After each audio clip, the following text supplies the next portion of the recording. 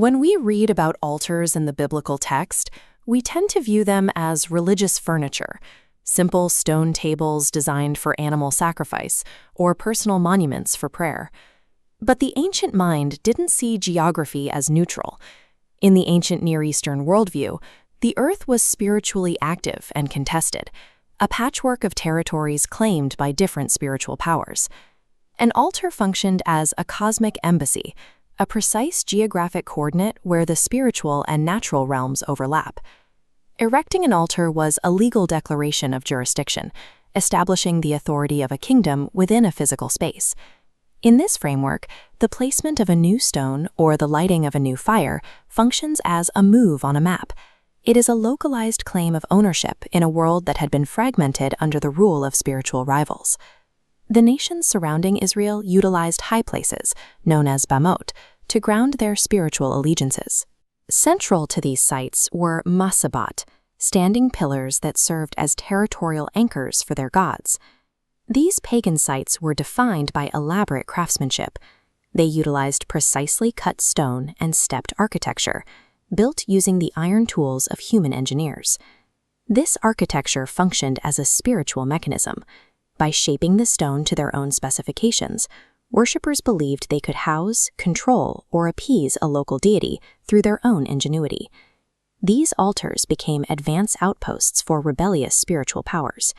They grounded these entities in the physical landscape, creating a network of dark jurisdictions that demanded the inhabitants' total allegiance. Every pagan high place was an attempt to manipulate the divine, setting up a permanent headquarters for spiritual forces standing in opposition to the Creator. Yahweh's instructions to Israel were a direct rejection of this paradigm. In the book of Exodus, he issued a strict prohibition. Altars must not be approached by steps, and they must never be built with stones shaped by iron tools. This created a raw, austere aesthetic.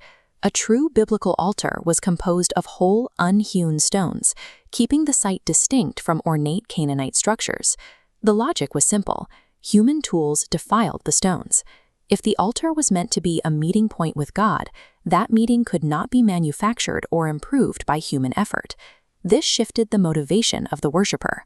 While the pagans sought to manipulate his God through craftsmanship, a biblical altar was built only in response to a direct revelation from Yahweh.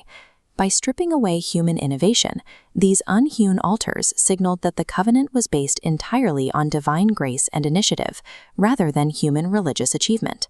We see this territorial strategy in action during the reclamation of the Promised Land.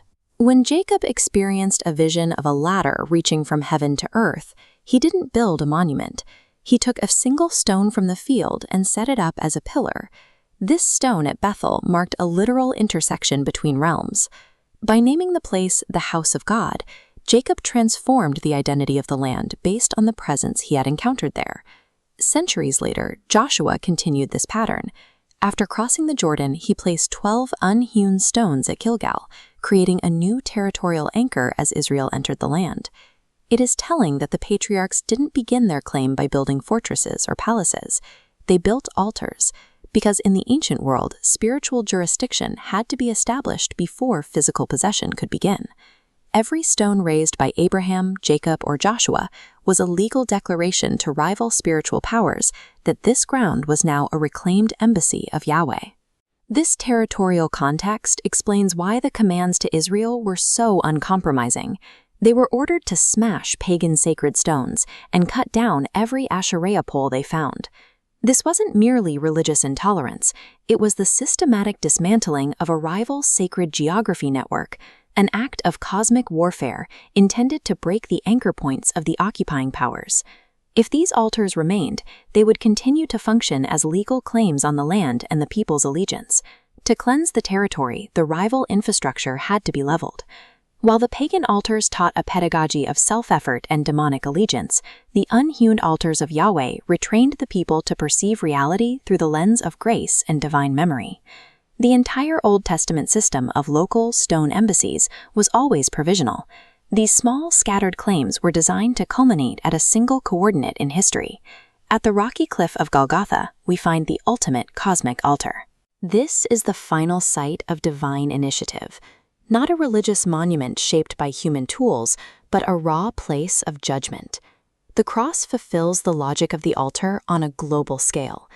By disarming the spiritual rulers and authorities at this specific coordinate, it moves beyond claiming a local plot of soil to asserting absolute authority over all nations. This altar achieves more than individual forgiveness. It initiates cosmic reconciliation.